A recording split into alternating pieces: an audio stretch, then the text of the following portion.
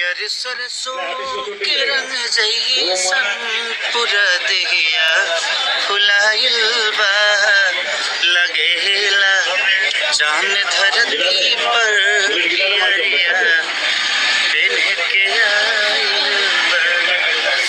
नमस्कार दोस्तों, हम बात करने वाले हैं सुपरस्टार खेसारी लाल यादव की एक वीडियो के बारे में जो कि सोशल मीडिया पर काफ़ी तेज़ी से वायरल हुआ है।